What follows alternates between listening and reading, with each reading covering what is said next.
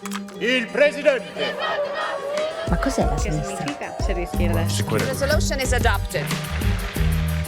It's Elon Musk's internet and we're all living in it, or at least that's how it feels lately. We're here in the European Parliament. Welcome back to Take a Left, the podcast from the Socialists and Democrats. I'm joined here with three MEPs, Alex Saliba from Malta, thank you. Christel Schaldemose from Denmark, nice to see you here. And nice to see you again as well, Laura Ballerín from Spain. We're going to talk about what the EU is doing to protect us online, specifically through the Digital Services Act. And I've got a bit of a show and tell this morning. I've brought some tweets along I wanted you to have a look at. This is the guy that's running the world's main messaging platform. Should he be setting the rules online? Ultimately, I think that the message that we are seeing here, I'm a firm believer in freedom of speech, but then at the same time, I think that Elon Musk has a responsibility now. And we are sending the message out there that if you are a millionaire, you can ultimately buy these big platforms which ultimately have an impact on our democracies, on our lives, on elections happening around us. And seeing statements like these ultimately is giving out a message that it's okay to incite hatred, it's okay to try to stifle when it comes to elections. And the message is wrong, totally wrong. Yeah. Well, I'm wondering, I'm in X, but I don't follow Elon Musk, but the tweets appear anyway to me, right? Probably also to you. Same thing. So, well, we have to ask ourselves how this algorithm works, right? Yeah. Because we have seen recently that he is using his platform in order not only to promote his thoughts, he's crazy in our view, of course, and ultra right thoughts, but also we have seen how he has manipulated the algorithm in order that it appears the content which is contrary to you, because this attracts more the attention because you feel angry and then you interact much more with the platform. And then, of course, it gives money to him. So, well, I think it's really worrying. We are not talking about freedom of speech.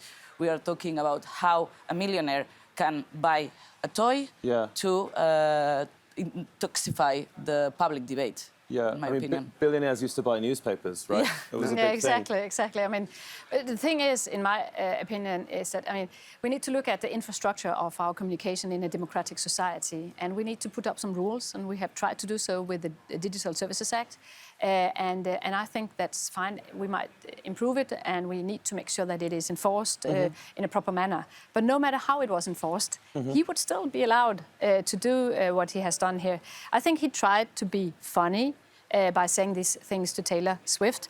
And you can see the interaction, thousands has been interacting with him on this.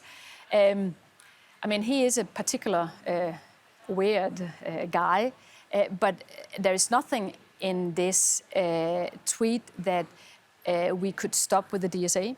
Because, but what we can do is to make sure that Elon Musk, who owns Twitter, will comply in Europe with the DSA, and therefore he has to look into the algorithm. He needs to have rules in place and people in place to monitor and make sure that he's not in a systemic manner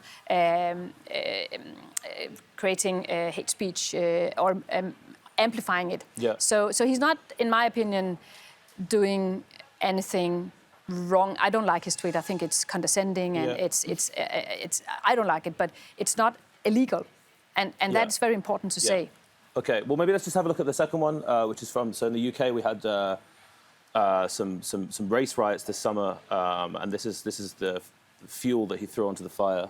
And I think that, this is the man who's setting the rules. And this is directly what we are trying to do here in the European Parliament. Ultimately, with the DSA, we managed to close a number of legal loopholes that we had in this Wild West that was created, where big platforms were setting the rules by themselves, and they were operating within these norms, rules that they were creating. And ultimately, what we are trying to do right now, first of all, is to ensure that these rules that we have created, that Christel has worked upon directly, are properly enforced. But at the same time, and this is directly linked to the debate that we had during the summer, is that ultimately we need also global rules. Global rules for this hate and inciting hate, because ultimately this is also inciting hate and violence. When we had the UK riots, ultimately these rules could be enforced even outside Europe. We have a responsibility as a European continent in the geopolitical situation that we are living. So it is really important, and that is why we are heeding the call of the UN Secretary General Guterres, ultimately to have these global norms based upon the Digital Services Act to ultimately send a message out there that there should be responsibility on these platforms, on what is going on. Not to police, not to overtake down content, but at the same time, there should be some responsibility to protect our fundamental rights, to protect stability, security, not only in Europe, but throughout other continents and throughout the rest of the world. Great. Just to show you the final one, like this is something I see all the time on my timeline. He's just openly telling people, and I don't even follow him. So I think if we let's get his tweets off the screen if we can. I think Alex, you're talking about the global approach. Like, we're just in the EU here. Like, I mean, not just the EU. Also, it's a huge place. Guterres, the UN Secretary General, is calling for global standards. Like, what can we actually do about that? We can do a lot. And again, you put on a tweet showing how Elon Musk is also meddling when it comes to the US elections and the narrative leading to this election. We have seen what happened in Brazil during the past months, where you had a court which gave and pushed forward a court order which was totally ignored by X. And this is not only a problem that we are facing coming from X. It's also coming from Meta and other other platforms. Yeah, I was going to that say is why this, it's so important ultimately to make and push forward some rules. As Laura has rightly pointed out, with the DSA we managed to take back some control. We managed to open the Pandora's box, black box that we had when it comes to algorithms, and we mentioned already the point. I am not following Elon Musk on X, but at the same time, all his tweets and retweets are popping up on my wall. What is happening there? So it is really important, not only for Europe, but also for other continents to follow suit and have these global, at least basic norms to take back some control, because we don't believe that we should have a Wild West when it comes to regulating these or unregulating these big tech platforms. Yeah, and it's not just X. Yeah, I was going to say that we remember what happened with Cambridge Analytica, no? Maybe it was the first time that we saw, or maybe we woke up out of to being naive that the social platform were just a nice channel to connect with our friends from school and from Erasmus. And then we woke up and we said, okay, maybe, and Christel has said so several times in the plenary, anything is for free. We thought it was a beautiful platform for free to connect with friends, and then we realized how they sold our data to interfere in elections. So it's not only X, it's also Meta, of course. And here we have a debate on how we will respect freedom of speech, but also how we will respect the freedom of not having hate, not incentivizing racism, violence, and also not interfering in elections, because we saw that. Yeah, exactly. Christel, maybe it's a bit late in the podcast to ask, but what is the DSA, and like what have we done? Like, well, it's the Digital Services Act is the kind of first law that is regulating the platforms and the social media. And we're saying that we want to make sure that what is illegal offline should also be illegal online. And we try to make sure that it's a safe place for the users, and it's a safe place for our democracy, etc. So we are putting up some rules. We are not deciding what is illegal and what is not illegal. It's up to the member states. But we're saying that if things are illegal, it needs to be taken down. And if the content is problematic for society or for public health or things like that, then on a systemic level, then the platforms have to act. The thing is that the rules are good, in my opinion, but if we don't enforce them, it doesn't really help. And apparently, there are still things to be done towards X. and other platforms. But at the same time, we have also made the Digital Markets Act, where we try to say that we need to have more competition in this area, because as long as X is almost the only messaging service where you can discuss things in this way, it also gives X a huge influence on society and democracy, and we need to have more competition so people really have a choice to take another platform and debate politics. Because all we've seen here, the 3 tweets from Elon Musk, they are not illegal, and it's a I mean, legal point of view that he's expressing here, but it would be nice that he did not interfere in election in the way he's doing in the United States. And if we had better choices to choose other channels, more people would probably do it. So so DSA is doing things that we kind of make the platforms more liable for the algorithms, but at the same time, it doesn't work if we're not making sure we have a strong enforcement. Amazing. Okay, and Laura, like, how, as we move forward, like, the EU has to be agile. How can we improve the DSA? Is it stuck in time? No, I think that is a very comprehensive law, very innovative. It touches so many aspects, and it's just now it's trying to be getting enforced in the member states. So I think that, first of all, we need to squeeze as much as possible the law, because it's really very comprehensive, and states need to go and see, okay, how we can manage the content, but also how many, how do you say, like big online platforms do we have? Because we have seen that they try sometimes to lie about the number of users, the volume of income that they do, right? These are the indicators to a point to which kind of platforms or companies this law will apply. So I think that maybe we should go deeper to there and try to see, first of all, to have more leverage in terms of these companies, to see where can we really get enforced this law. For example, we talk a lot about X, but in terms of a channel to spread disinformation, we've seen that.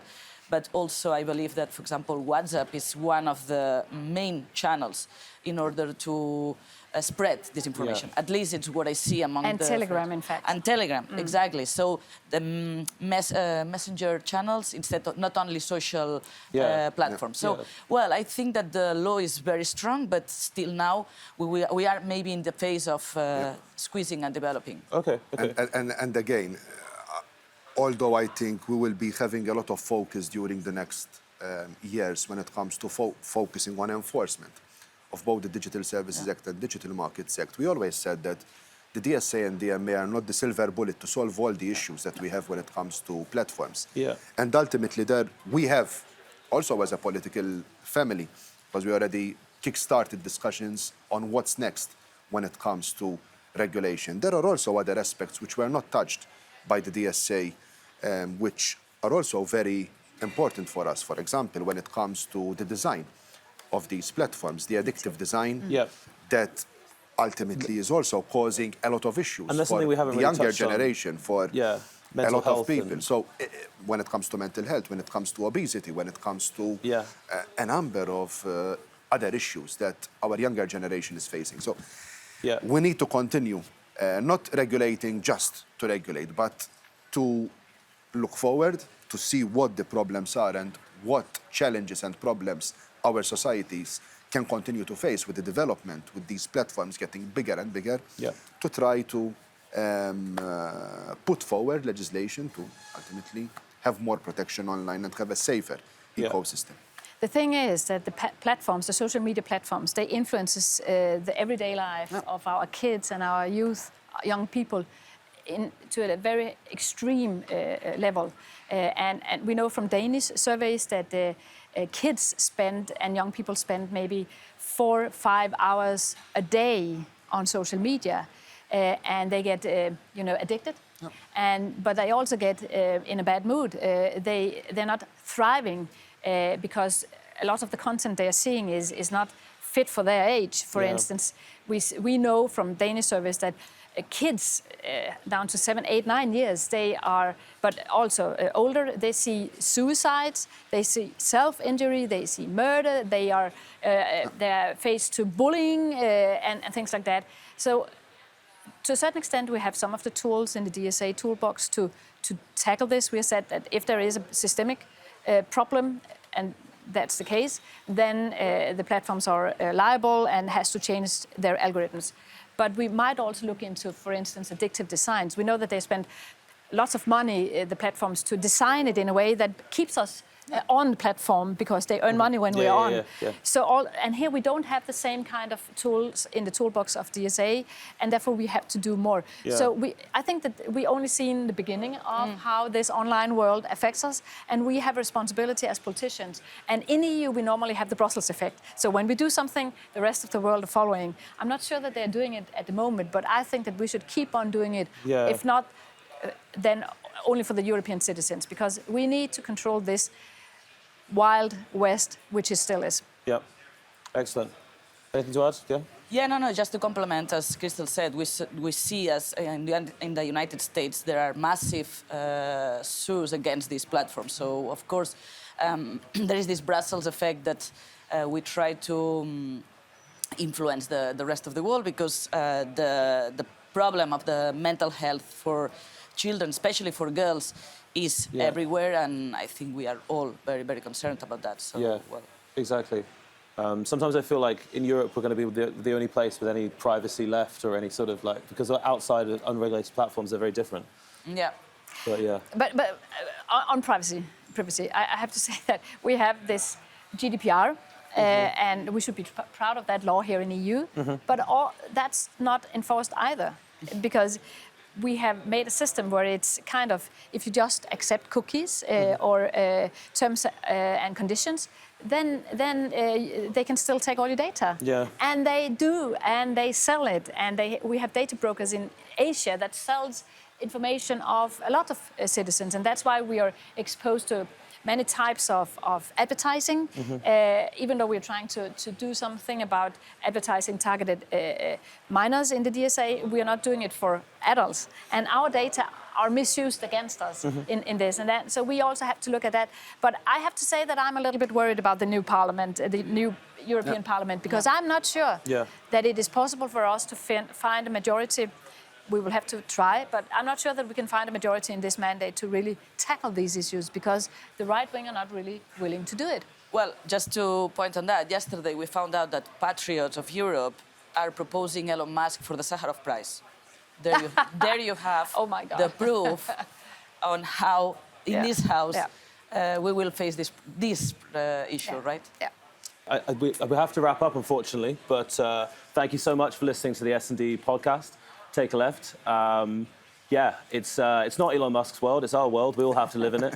And we're trying to make sure that it's as safe for our democracies and our people as possible. So thanks for listening. Take care.